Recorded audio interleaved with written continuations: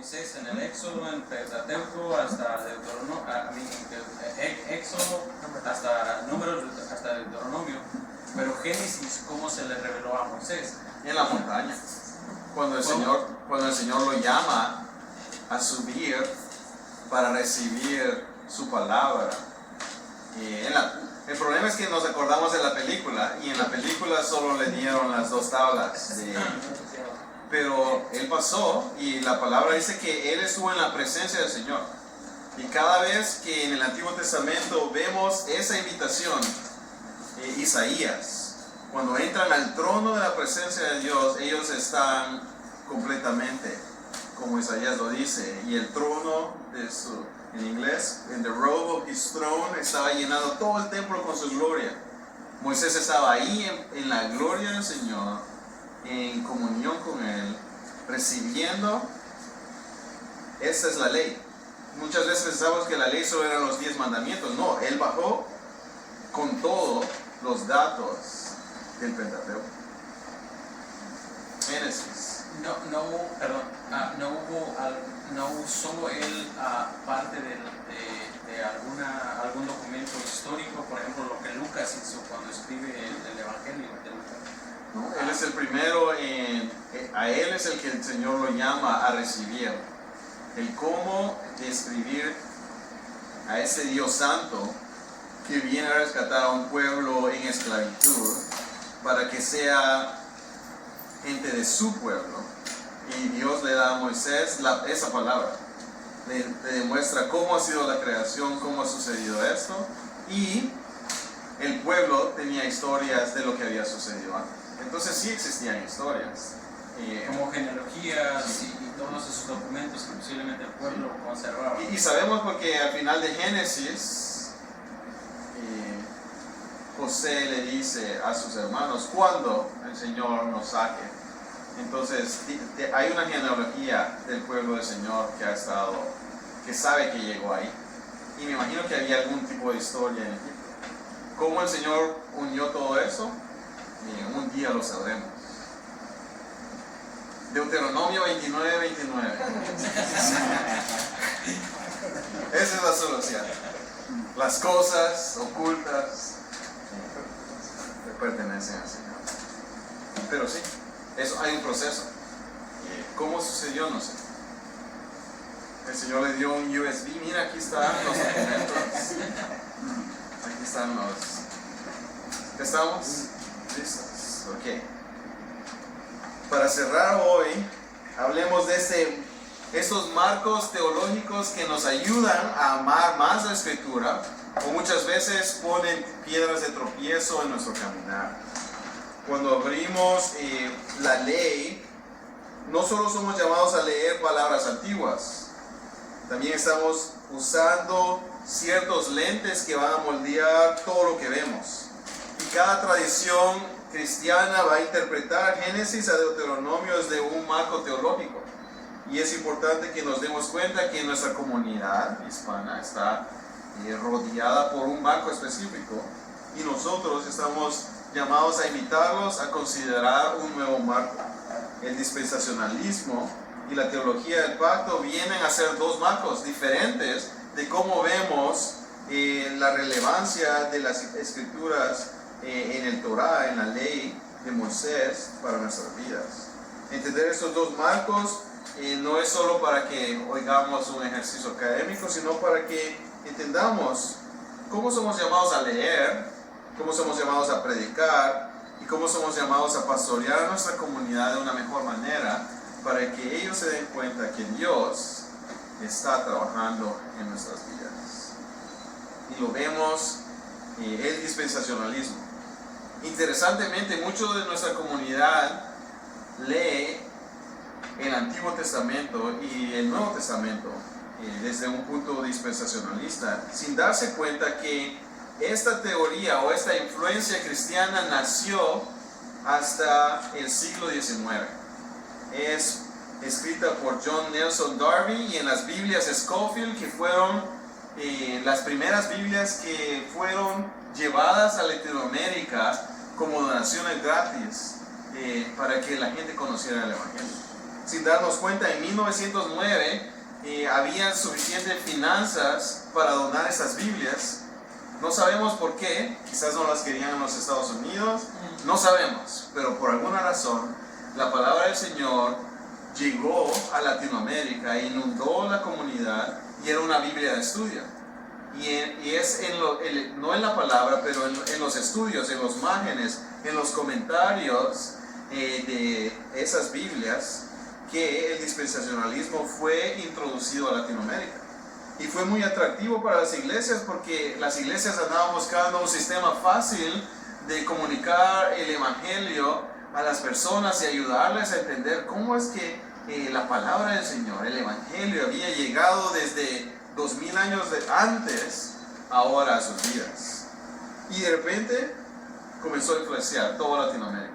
Entonces ahora no hay ningún latinoamericano, centroamericano y en algunas partes de Sudamérica que no haya sido expuesto a un patrón dispensacionalista, y eso significa que somos llamados a saber esa realidad para poder hablar a ellos, a animarlos a conocer la palabra.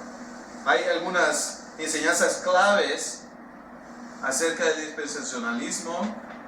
Número 1 es que Dios divide la historia en dispensaciones, períodos con reglas distintas. A través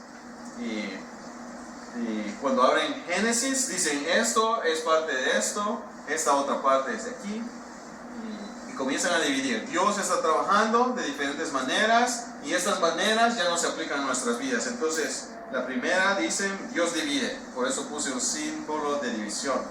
La segunda es que leen el Antiguo Testamento de esta manera. La ley es solo para Israel, no es para la iglesia. Cuando leemos Génesis a Deuteronomio, eso es para Israel. Eso no tiene nada que ver con nosotros. Número 3, Israel y la iglesia son dos pueblos diferentes. Hay dos planes diferentes de salvación para ellos. Nosotros nos vamos a enfocar al cristiano. Israel, que sea Israel. Y número 4, el dispensacionalismo habla de las promesas terrenales pertenecen a Israel.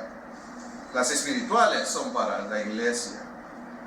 Entonces nos damos cuenta que el dispensacionalismo hace una lectura que separa radicalmente a Israel de la iglesia y la ley del evangelio. Básicamente dándole a la comunidad latina el decir, ahí está el Antiguo Testamento, no le pongas mucho enfoque, nosotros somos gente de Cristo, de la salvación. El impacto práctico y el resultado que causó es que conocemos a una comunidad que ha descartado el Antiguo Testamento como algo para otro pueblo y solo lo hemos tomado como beneficio de historias bíblicas que no tienen ninguna aplicación para nuestras vidas. La historia de Noé no tiene nada para nosotros, Adán, la historia de Abraham, la historia de David, todos esos son grandes ejemplos de gente que nosotros tenemos que imitar, pero no de ejemplos de cómo Dios está trabajando en la historia.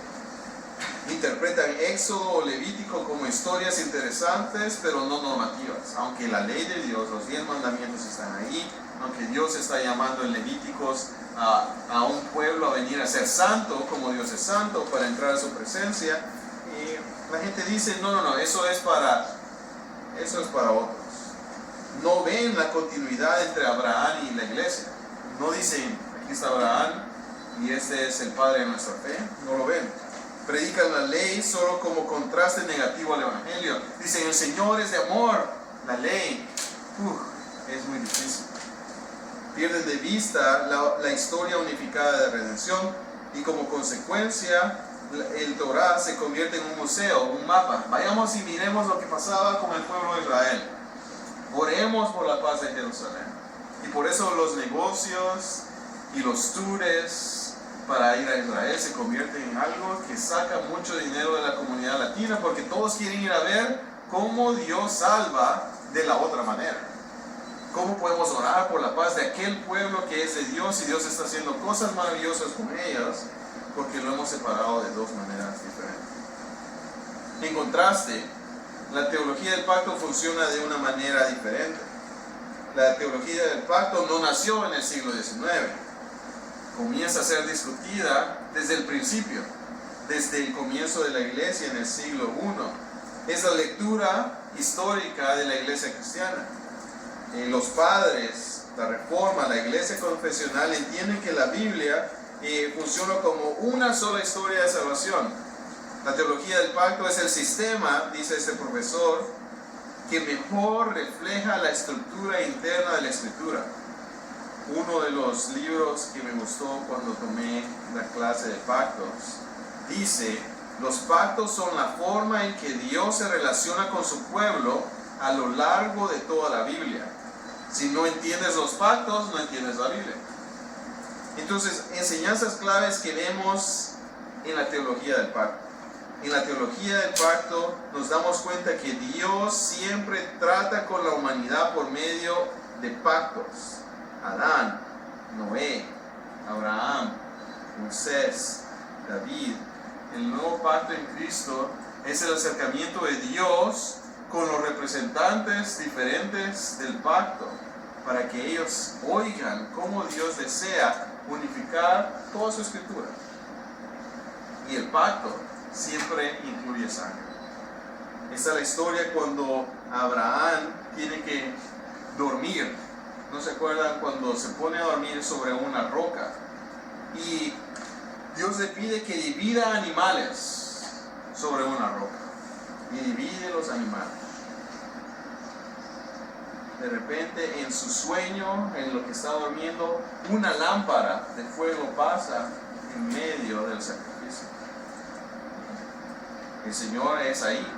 Es la imagen de Dios caminando en medio de esos dos animales. Ese ejemplo que vamos a ver mañana en Génesis, Dios camina en medio de las mitades de los animales para decir: yo, el Dios de pacto, aseguro que esto sucederá si mi pacto no es cumplido. Dios es un Dios de pacto.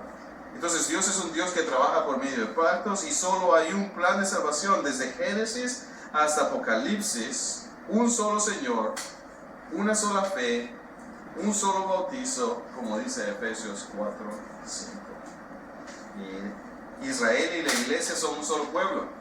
En distintas etapas de la historia, Pablo lo dice directamente. Gálatas 6:16, vosotros sois el Israel de Dios. Romanos 11:17 dice: el olivo es uno solo. Las ramas son diferentes. El olivo es uno solo. Entonces, número 4, la ley revela el carácter de Dios y su voluntad para su pueblo en todas las generaciones. Y lo vemos. El Señor Jesús, cuando va a compartir la última cena, habla del pacto. Este es mi nuevo pacto. Mi cuerpo, mi carne, quebrado por ustedes. Mi sangre derramada por ustedes. Hagan esto en memoria de mí. Recuerden el pacto. Dios revela su carácter y su voluntad para su pueblo. Él desea que sepamos que nosotros no somos capaces de cumplir su pacto. No somos capaces de traer las fuerzas para que el pacto sea llevado a cabo. Es Él. Él hace pacto con nosotros. Él se dispone a llevarlo a cabo. Él manda a su Hijo para que sea obediente, para que viva una vida perfecta, para que muera en la cruz, para que resucite al tercer día, para que se levante y se vaya a sentar a la diestra de su Padre, para que nos dé a su Espíritu Santo, para que nos recuerde sus palabras, para que su Espíritu nos dé vida, y para que en la comunidad de los santos, como cuerpo, Él como cabeza, seamos animados a caminar en pos de Él. La ley revela el carácter de Dios, y la gracia siempre precede a la ley, y lo vemos. Dios libera primero, después le da la ley. Éxodo 20 comienza con la redención. Yo te saqué de Egipto. Después vienen los mandamientos. El Espíritu Santo viene y despierta a un corazón muerto y le permite tener oídos y ojos para ver a Jesús. El Señor trae vida primero y después nos dice: ven en pos de mí. Piper lo dice: la ley es la explicación de cómo vive el pueblo que ya fue salvado por su gracia. El pacto, la teología del pacto, de eso trata. La teología del pacto nos permite predicar Éxodo como el evangelio anticipado, estamos en el camino para las promesas de Dios. Levítico lo hablamos como el catequismo al corazón, el Señor está formando hombres y mujeres santos, Él es santo. Predicamos Números como espejos en la peregrinación cristiana, vamos a dudar, vamos a temer, vamos a pecar, pero Dios es fiel y justo. En Deuteronomio lo vemos como un discipulado del corazón, el Señor viene y restablece su pacto una y otra vez a nuestras vidas. Aunque pecamos, aunque nos olvidamos, Dios es fiel y justo de traernos su palabra. Abraham lo podemos ver como nuestro padre de la fe, como Gálatas 3:17 lo dice. Y al final de todos, el pacto y la teología del pacto siempre nos va a apuntar al Señor Jesús. Es acerca de Él. En el principio Dios creó los cielos y la tierra. Y en Juan 1:1 dice, en el principio era el Verbo. El Verbo estaba con Dios. El Verbo era Dios. Por medio de Él todas las cosas han sido creadas. El pacto, la teología del pacto nos recuerda, es acerca del eterno Dios que ha vivido en comunión perfecta y disfrutando una comunión perfecta decidió crear a la humanidad para invitarla a venir a entrar a esa comunión perfecta. Ese Señor Jesús entonces que viene a este mundo que ha pecado para redimir a un pueblo y ya no llamarnos siervos sino llamarnos hijos, llamarnos hijas, permitirnos ser llamados hermanos para que vivamos en esa comunión con Él. ¿Cuáles son las consecuencias? La consecuencia de la teología del pacto es que nos permite ver en el Antiguo Testamento el Pentateuco como una brújula hacia el Señor Jesús, como una brújula a conocer más de Él, como una brújula para entender cómo es que Dios está trabajando en nuestras vidas y no solo se convierte en un museo. La teología dispensacional crea muchas veces un museo del Antiguo Testamento porque no tiene nada que ver con nosotros. Pero la teología del pacto sí nos recuerda que Dios está trabajando ahora, ya ha estado trabajando para completar su plan perfecto. Amén. ¿Qué piensan acerca de estos dos pactos hasta este momento? ¿Cuáles han sido algunos obstáculos en poder llevar a alguien que no ha conocido de la unidad del plan divino de Dios y están atrapados quizás en una posición diferente?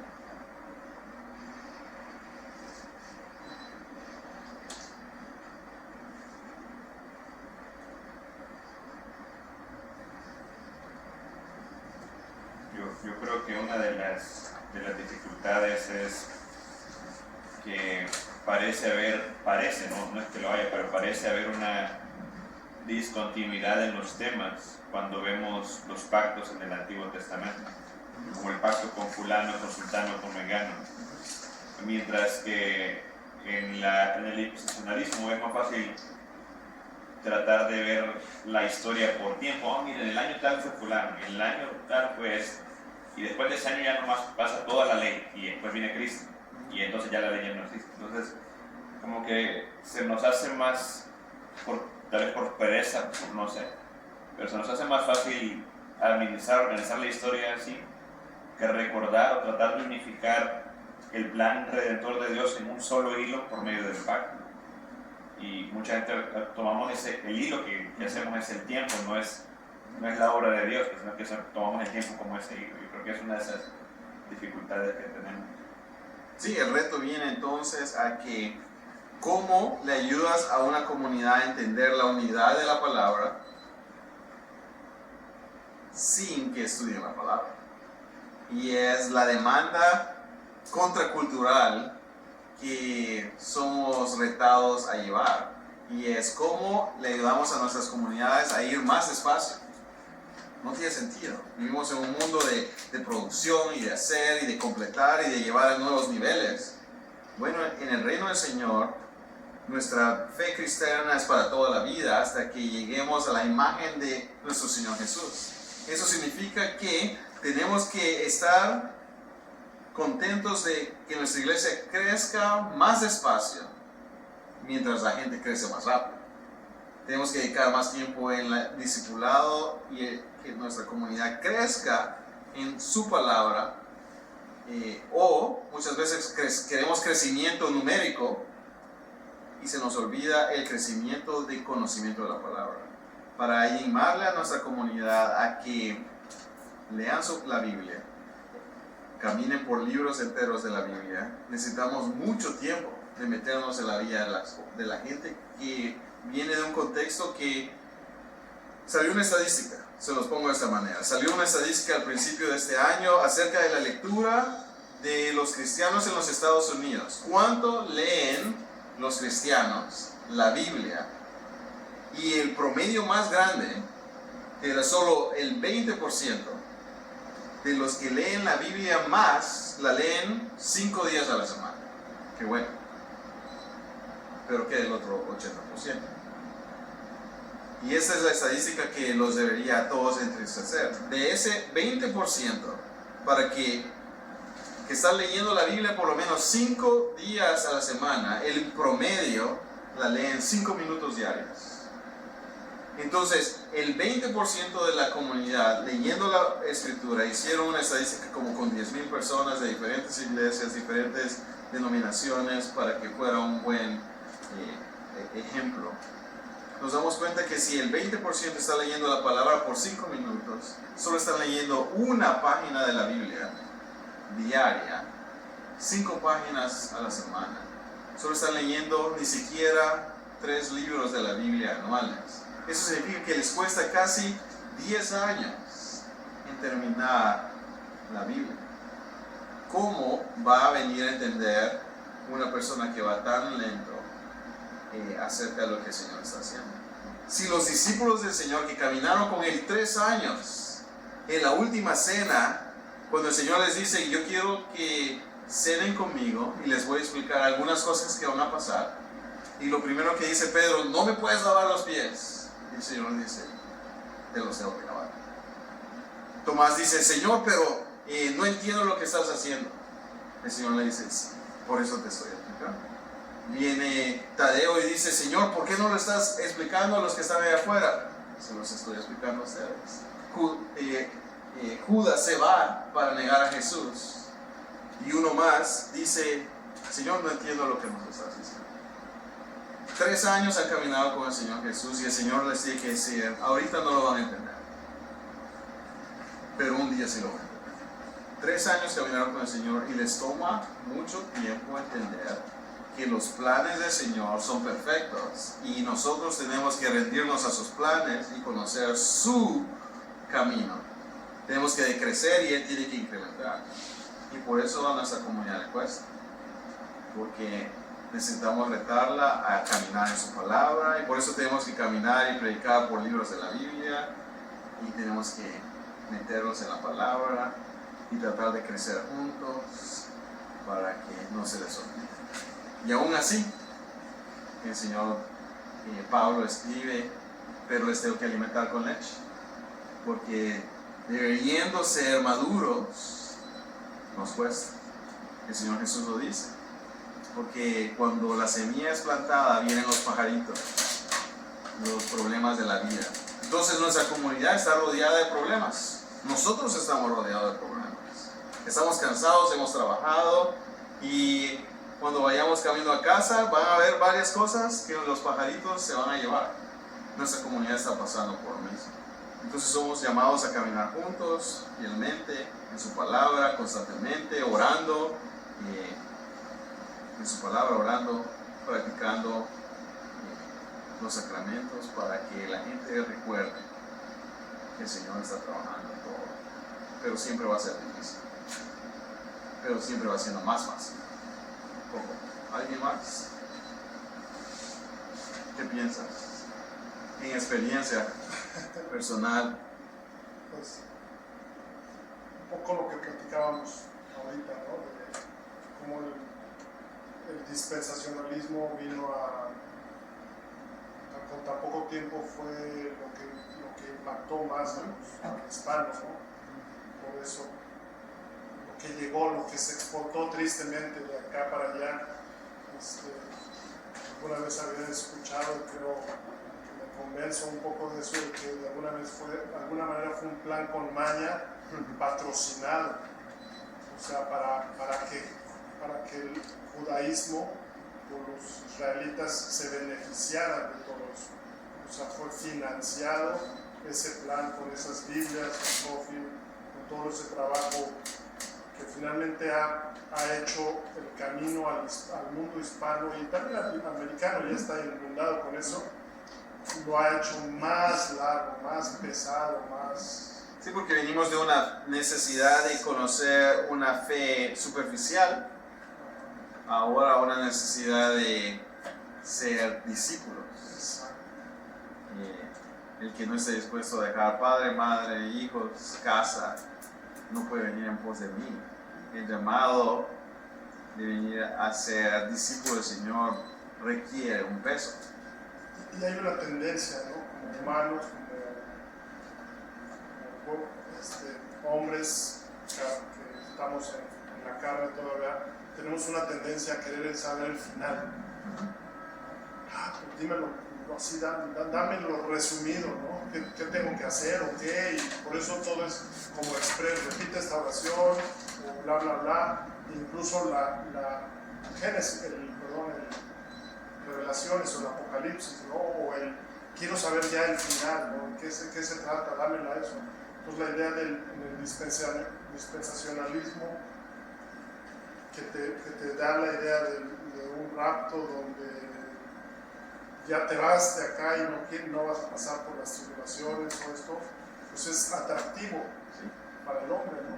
Y entonces, ¿qué pasa? Pues se olvidan precisamente de discipular sus generaciones, a sus hijos, lo que vemos precisamente en Deuteronomio, de estas palabras se las vas a inculcar a tus hijos cuando vayas por el camino, o sea, eso se pierde, se debilita. Entonces ahora tenemos hombres que yo les digo hombres afeminados, no porque sean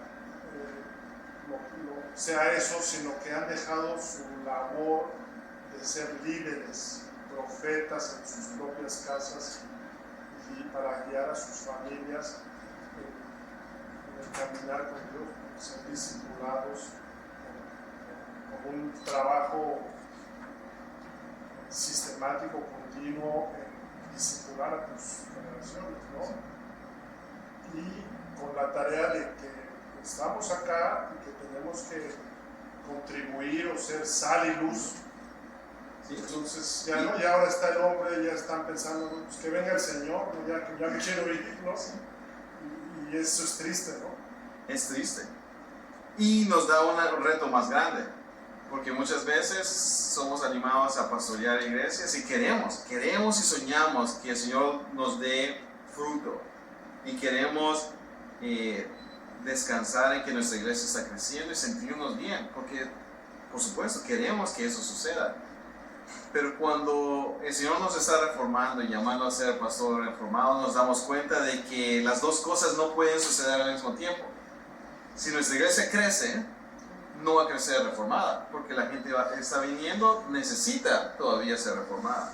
Y es donde somos llamados a ser pacientes como Moisés. ¿Por qué tuvieron que pasar 40 años en el desierto?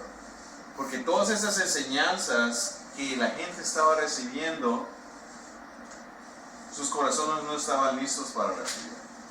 Iban a tener que ser sus hijos. Sus hijos iban a tener que aprender que los pactos que el Señor estaba dando les pertenecían a ellos.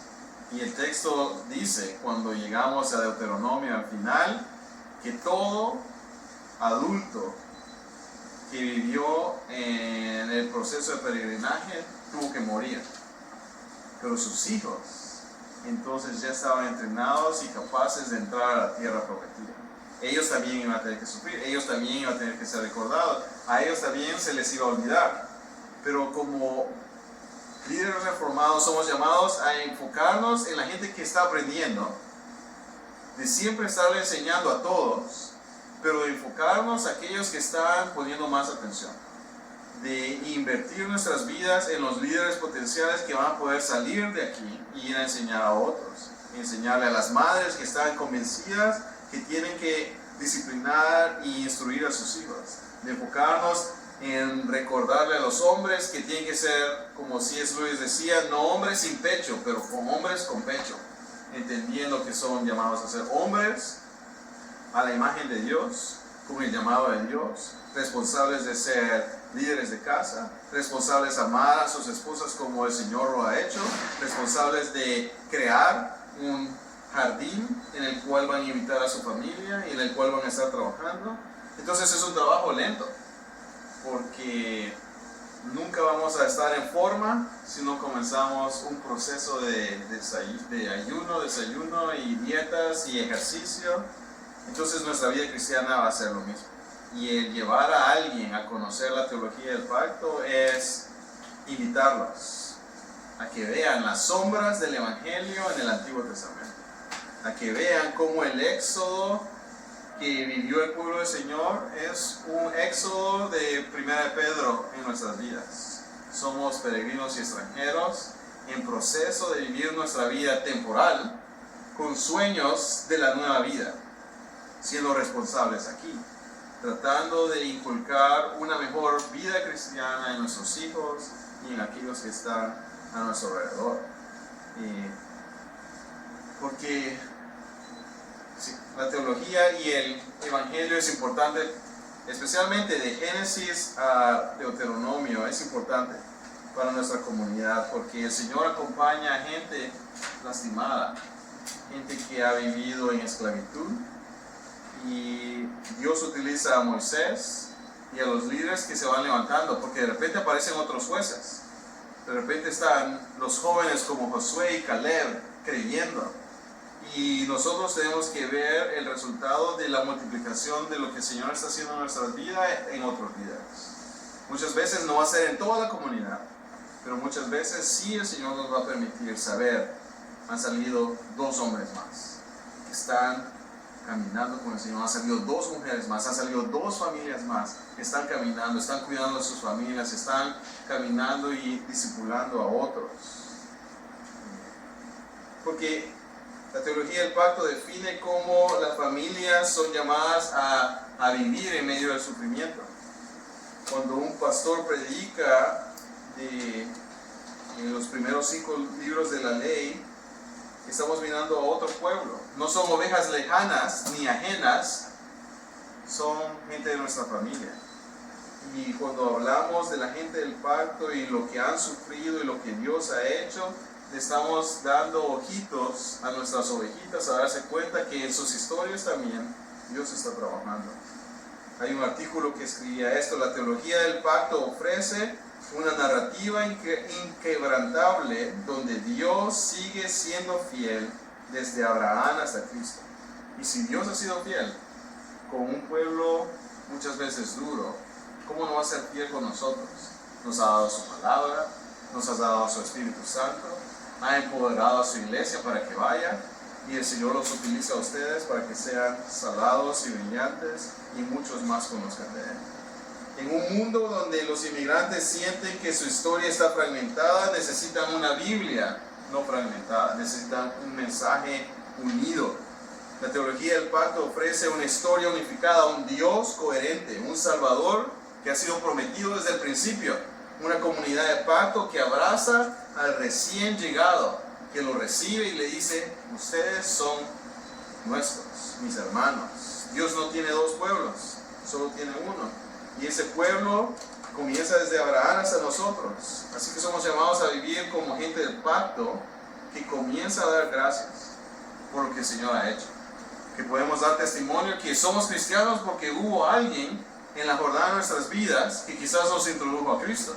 Pero quizás no nosotros. Si somos gente, jóvenes como yo, nací en una casa cristiana y por mucho tiempo me pregunté creciendo: ¿cuántas generaciones han sido cristianas mi familia? Y cuando comencé a investigar, me di cuenta que 20 años antes de que yo naciera, ninguno de mis familiares era cristiano. Pero en medio de sus vidas que estaban totalmente perdidas, el Señor alcanzó a mi papá a los 21 años, alcanzó a mi mamá a los 17 años y a mi abuelita, no les voy a decir cuántos años tenía. Pero a esos tres individuos, en diferentes etapas de sus vidas, el Señor la rescata. Alguien envía a alguien a abrir la palabra del Señor cuando mi papá era drogadicto y el Señor le habló a su corazón. Alguien vino e invitó a mi mamá a ir a un culto de adoración y el Señor la ministró en esa reunión. Alguien visitó a mi abuelita y le compartió el Evangelio cuando su vida y su familia se estaba quebrantando. Sus historias comenzaron a cambiar. De tal manera que 20 años después, cuando yo ya estoy como en 9 años preguntándome, aquí está mi tía, mi tío, mi abuelito, mis primos, mis tíos, los hermanos de mi papá, mis bisabuelitos en la iglesia. Cuando yo me decía, yo nací en una casa cristiana, no. Era la obra del Señor Jesús que rescató 3 personas en mi familia que comenzaron a vivir una nueva vida diferente y comenzaron a introducirle el Evangelio a su hermana, a su hermano, a su hermana, a su hermano, a su tío, a su abuela, y comenzaron a ver que la vida que el Señor Jesús les había dado a ellos era una vida que podía impactar. De tal manera que cuando yo crecí, logré ver a mis abuelitos, a mis tíos, a mis primos, a 30, 40, 50 gente siendo parte de una misma iglesia, celebrando que el Señor les había dado vida. Y eso es lo que el Señor quiere hacer en medio de nuestra comunidad. No lo podemos hacer nosotros, pero un Dios que rescata, que salva, que renueva, que trae ramas secas y las injerta en la rama que es Cristo y les da vida, son capaces de tener una nueva vida. Como pastores inmigrantes aquí en San Diego, somos llamados a recordar que en el Antiguo Testamento Dios está obrando con familias como nosotros, con gente como nosotros. Al conocer estos libros y ver lo que Dios está haciendo y lo que ha hecho, nos permite que podamos ver las historias, ver a nuestra comunidad, oír lo que Dios le estaba diciendo a ellos, para que los podamos compartir con nuestros vecinos, para que acompañemos a nuestra gente y decirle Dios es fiel en medio de la jornada. Si le presentamos el Evangelio fielmente a alguien que va a tener que regresar a sus hogares, lo podemos hacer con gozo, sabiendo que le hemos introducido a la vida que va a poder transformar todo su futuro. Entonces tenemos que cuidar gente, aunque sean pasajeros, temporales, aunque vengan a vivir aquí toda la vida, somos llamados a introducirle al Señor Jesús a todos. Y el Pentateuco nos ayuda a hacer eso, porque no solo habla de teorías, sino que habla de marcos teológicos, como este Dios que comienza toda la creación, sostiene a un pueblo que anda perdido por mucho tiempo, pero que el Señor le da su palabra para que conozcan más de Él. La Biblia sigue siendo confiable, aunque la cultura dude de ella. Así que la Biblia no está llena de errores. Y muchos dicen que el Pentateuco, nadie sabe quién lo escribió, que la fe es algo personal y propio. La religión es una herramienta de poder. Eso es lo que la gente está pensando a nuestro alrededor, pero ellos están equivocados. Cuando le mostramos a la gente la verdad del Señor Jesús en el Pentateuco, les podemos demostrar que Dios es un Dios firme, coherente, históricamente anclado, trabajando sólidamente para rescatar a un pueblo, ofreciéndoles vida eterna. Él sostiene a pueblos bajo opresión. Él ayuda a las ovejitas a entender y no vivir en ignorancia. Les da su palabra, les ofrece sabiduría, les da palabras que los anclan de un pasado inestable a un futuro estable. Les cambia su pasado y les ofrece un futuro. La palabra del Señor es confiable y ofrece un nuevo corazón a una gente que tiene corazones tristes. Entonces, en estos siguientes días los invito a que vengan con su Biblia abierta y caminemos juntos por Génesis, Éxodo, Levítico, Números y Deuteronomio. Porque Dios mira a un pueblo desplazado sin tierra, navegando incertidumbre, oprimida, acostumbrada a solo sobrevivir, caminando por desiertos, tratando de aprender cómo caminar con Dios día a día. Y el Señor de ahí rescata a su pueblo. Ahí comienza a formar gente de pacto que van a estar con nosotros en los reinos de los cielos. El Señor les habla y les da leyes porque decide transformar sus corazones. No quiere que vivan una vida pensando en los no quiere que piensen solo en este mundo. Quiere que piensen en sus promesas que son mayores que las que este mundo puede ofrecer.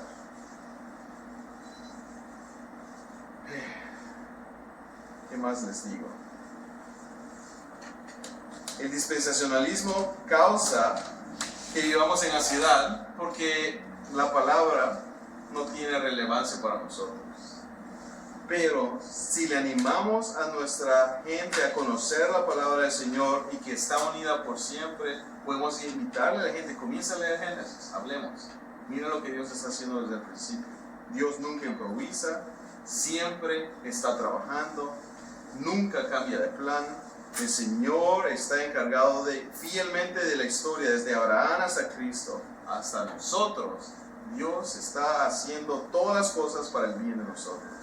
Cuando le hablamos a nuestra comunidad de una Biblia que es veraz, dada por Dios, para el pueblo de Dios, le invitamos a la gente a vivir en descanso, a vivir en confianza, a vivir sabiendo que no están solos, pero que van a tener hermanos, hermanas, líderes, animándolos a conocer más de Él.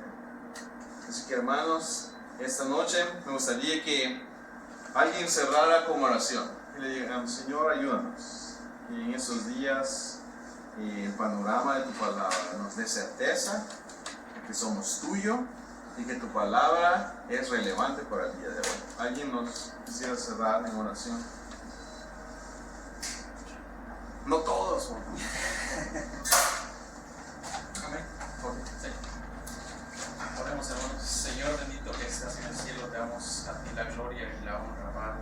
Nos permite, Señor, ir por tu palabra y es solamente tu gracia la que por medio de tu Espíritu Santo nos abrirá los ojos, nuestro entendimiento para poder, Señor Dios mío, moldearnos a ella, Señor. Te rogamos, Dios mío, que abras nuestro entendimiento duro, Señor, que quites todo cansancio de nosotros, Señor, para poder, Dios mío, mirar la riqueza de toda tu palabra, Señor. Mirar la importancia de estos libros tan hermosos que nos has dejado, Señor, y poder disfrutarlos y abrazarlos y hacerlos nuestros en nuestro corazón, Señor. Por cada uno de mis hermanos que están aquí, Señor, cualquiera sea, Dios mío, el momento por donde estén pasando, tal vez algunos venimos de lejos, algunos posiblemente dejamos el trabajo para esta semana, Señor, y te rogamos que en tu misericordia, Dios mío, nos capacites, Señor, para entender tu palabra, para estar atentos, Dios mío, a tu palabra, Señor, y poder, Dios mío, ser, Dios mío, útiles en este ministerio tan hermoso, Señor, de llevar tu evangelio. Gracias. Lleva con bien a mis hermanos de regreso a sus hogares, los que manejamos un poco retirados, llévanos con bien, guárdanos, Señor bendito, y permite que el día de mañana, Señor, podamos estar de nuevo aquí para exaltar y glorificar tu nombre por medio de escuchar tu palabra, Señor, y ir a través de ella. Lo rogamos en el nombre que es sobre todo nombre, nuestro Salvador y Cristo, Señor. Amén.